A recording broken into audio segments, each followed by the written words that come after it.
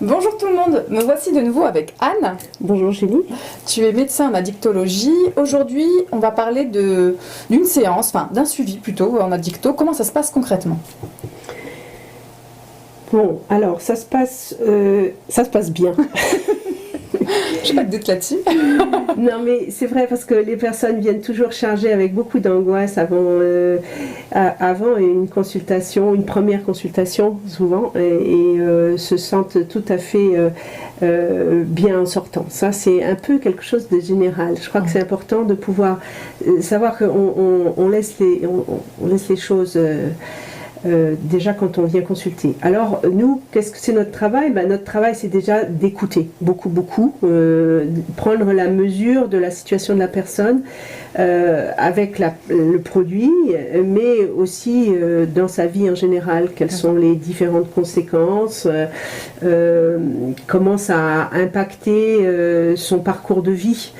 Et ça c'est quelque chose qui peut en général, qui va prendre quelques consultations, de bien faire le point.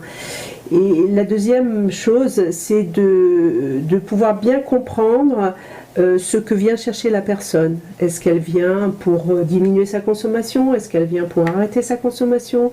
Est-ce qu'elle vient pour être entendue? Voilà. Et donc, la question, c'est en général, dans les XAPA, il faut savoir que chaque XAPA a une façon de faire un peu différente. Hein. Donc, moi, ça, c'est mon expérience.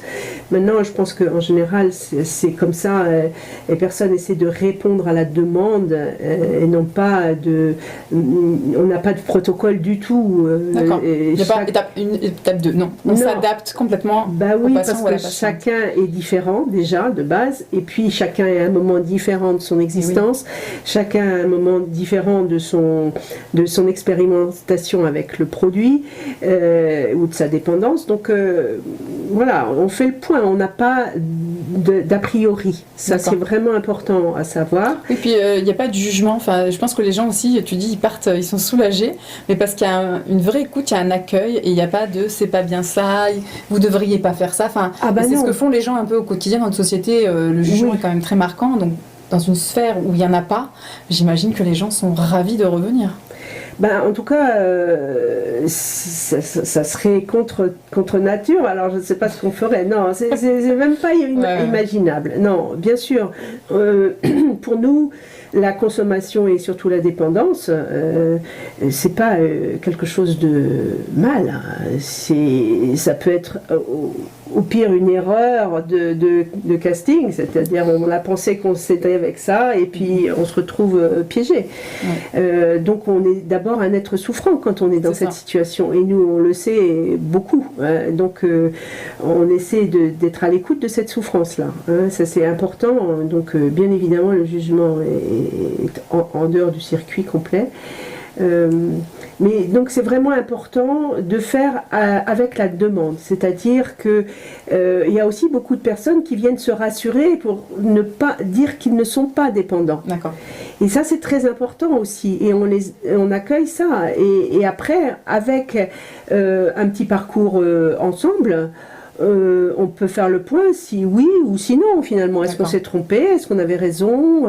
Et on va adapter la fréquence des consultations aussi à l'intensité de cette demande et à la teneur de la demande. Quelqu'un qui veut absolument pas voir un psychologue ou qui veut absolument pas voir un médecin, on va pas le forcer à voir un médecin ou un psychologue. On va prendre les choses où elles en sont, comme elles sont. Et voilà. Après, selon la situation, avec toujours l'accord de la personne et en discussion avec la personne, on est toujours... le pilote, moi c'est ce que je dis, le pilote c'est la personne qui vient, c'est pas nous. Nous, on va pas dire qu'on est les mécaniciens, un peu. Et on va pouvoir conseiller les choses, mais vraiment, celui qui décide, c'est la personne. Donc, en fonction, on pourra proposer soit des traitements, soit un suivi rapproché, soit plutôt d'aller voir un psychologue. On peut recommander une hospitalisation par moment ? Alors on peut recommander une hospitalisation pour des raisons pour des raisons soit de situation personnelle avec beaucoup d'isolement, beaucoup de précarité, beaucoup de problèmes aussi médicaux qui fragilisent beaucoup les personnes, pour faire aussi le point sur la situation médicale, parce qu'il faut faire un certain nombre de bilans parfois, parce que les produits peuvent avoir des conséquences très nocives. Donc voilà, mais c'est pas du tout systématique et c'est pas une obligation d'être hospitalisé pour pouvoir progresser dans le changement. Et ça c'est important parce que l'hospitalisation c'est un moment et après on revient dans on revient dans la vraie vie. On revient dans la vraie vie. Qu'est-ce qui se passe après ? Alors c'est très important de travailler avec la vraie vie. C'est-à-dire voilà, et au contraire ça fait des expériences. Voilà, j'ai été dans telle situation, je me suis comportée comme ça, j'ai réagi comme ça.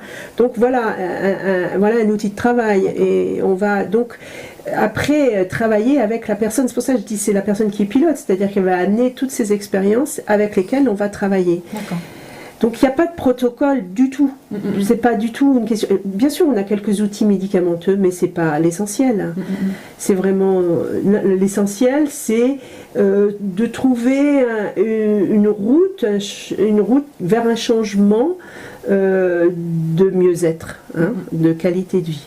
Donc c'est un peu général ce que je dis, mais c'est vraiment le fond de notre... Oui, mais je pense que ça doit rassurer les gens qui écoutent et qui se disent peut-être passer le pas parce qu'on va pas forcément me proposer d'être hospitalisé pendant un mois, ou de prendre un médicament absolument. Non, pas du tout, m'enlever mes capacités de. C'est vrai qu'il y a un peu des craintes parce qu'on regarde aussi beaucoup la télé. Moi, la première, quand on me parle qu'on est accro par exemple à l'alcool, je pense tout de suite à une désintox, alors que je me suis rendu compte il y a peu de temps que pas du tout. Ah bah non. C'est pas la première étape. Donc c'est pour ça que je trouve ça hyper intéressant de se dire qu'il y en a plein d'autres des étapes. Oui, et encore une fois, on peut très bien progresser, s'améliorer sans hospitalisation. Et on peut même ne jamais avoir été hospitalisé. Simplement, il y a un outil qui est qui sera toujours là, c'est le temps. Ouais. C'est-à-dire qu'il faut aussi se donner du temps. On ne change pas d'une habitude, parce que bon, l'addiction, il y a aussi tout ce contexte de l'habitude, voilà, du comportement répété. Donc on ne change pas d'habitude comme ça d'un claquement de doigts. Donc il faut aussi accepter de se donner du temps, être gentil avec soi. Ouais. Et pas vouloir devenir tout d'un coup un autre que ce qu'on est. Voilà, il faut un peu de tolérance, de bienveillance. De bienveillance. Voilà. Et nous aussi, on est là aussi pour aider la personne à porter un regard positif sur elle-même. Ça, c'est important. Parce que les points positifs, de voir les avancées. C'est bien d'avoir quelqu'un qui est un peu spectateur ou spectatrice de notre évolution, parce que ça renforce aussi l'estime de soi. J'accompagne des jeunes, ils se disent j'ai tout foiré, je dis mais non, t'as fait ça en un an, et les gens me disent ouais, j'avais oublié. Et c'est aussi ce que fait le XAPA ou le médecin Dicto ou toute l'équipe, c'est d'être témoin de ces évolutions. Oui, et de la renforcer, et nous on sait qu'elle est possible. Et c'est ça en fait. Vous savez que tout est possible. Voilà, nous on le sait, on en est convaincus, et quelle que soit la situation, ça on le lâche pas. Parfait, c'est très beau. Merci beaucoup Anne pour ces informations. Merci à vous de nous avoir écoutés. On vous dit à très vite. Au revoir.